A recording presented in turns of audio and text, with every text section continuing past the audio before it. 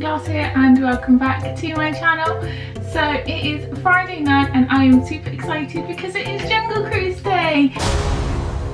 I've been looking for this tree longer than anybody. I've tracked the legend to every village, every island. Nothing.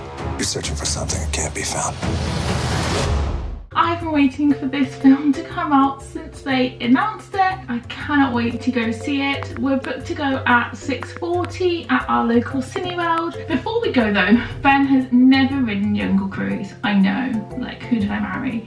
Mainly because he'd never been to Disney World or Disneyland before we got together. We just hadn't had the opportunity on our time in those parks. I've ridden it before, but this is a first experience with Ben as they don't have the ride in Paris. So before we go, I'm going to do 5 facts about Disney's Jungle Cruise for you, just so that I can make sure that he is up to date with everything about the ride. Fact number 1. Jungle Cruise was an opening day attraction in Disneyland in 1955, in Magic Kingdom in 1971 and Hong Kong Disneyland in 2005.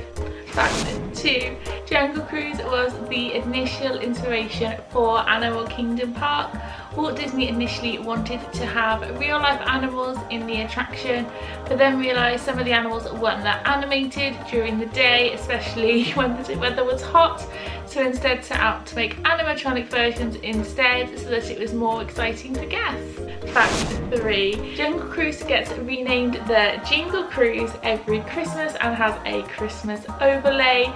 So the boats are decorated and also the jokes and puns are all updated to have a festive theme. I love Christmas and I love puns, so this is a must-do for me. Fact 4. All of the boats are named after real-life rivers. There are 12 boats in use in total. The names include Amazon Belle, Nile Princess, Ganges Girl and Hondo Hattie, to name a few. And finally, fact 5, the Jungle Cruise was initially much more educational with less puns, and I am so glad that they did change it to include more of the jokes, because I for one cannot imagine a Jungle Cruise without a trusty skipper to show me the backside of water. Ladies and gentlemen, the moment you've all been waiting for. The backside of water. Hi guys, so I have just got back from the cinema and yeah, cardigan's on because it's always freezing in the cinema. Don't you find that it's really cold with the aircon? I always have to take a jacket. I wish I had a blanket, to be honest. We have just seen Jungle Cruise and I absolutely loved it. This isn't going to be a full review, but if that's something you'd like me to do, let me know in the comments. This is just my initial thoughts on the film, so I'm going to keep this short and sweet and spoiler free for you, okay? Firstly, I thought Dwayne Johnson, The Rock, Emily Blunt and Jack Whitehall were all incredible. I thought the casting was perfect. I believed all of the characters. Ben wasn't so keen on Jack Whitehall's character. He found him a little bit irritating, but I thought they got the balance really well. I think the film gave me a lot of Pirates of the Caribbean vibes, mainly just like in the characters and some of the villains of the film. I won't say any more than that.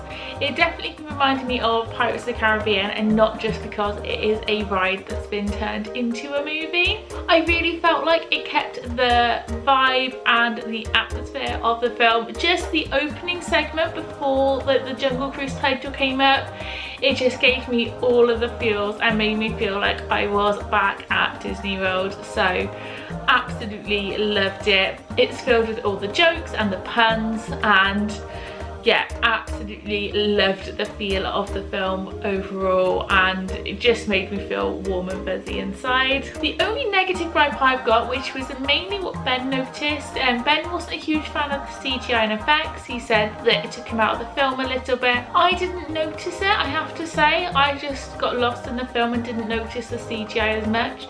But now he said that when we rewatch it, it might possibly jeopardize my opinion a little bit. Just we'll see what it's like on a second viewing. I said I'd probably give it 7 or 8 out of 10, which is quite high for me because I'm usually really fussy with films, but definitely cannot wait to rewatch this and look up some more trivia and film facts about this. Every time we watch a film, we always watch Mark Mode's review, so that's what I'm going to be doing after this. I'll link it down below for you in the description as well. I just think it was such a fun family film.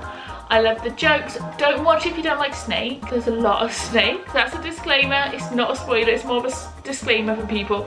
I had to text my brother-in-law and warn him because he's not a fan. So if you don't like snakes, be warned. There's probably more than Harry Potter. But other than that, I think that's the only thing, really. Yeah, really enjoyed it.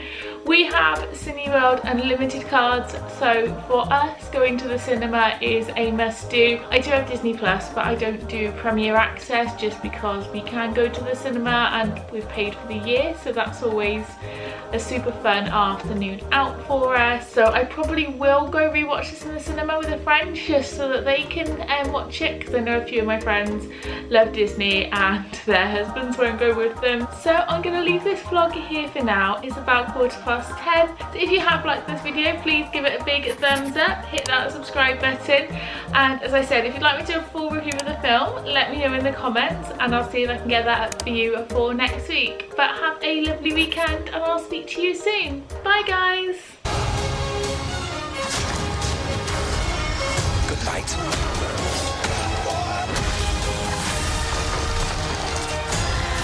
Oh, I got you. Frank, get it. Hold on. Come on. I got it. Frank.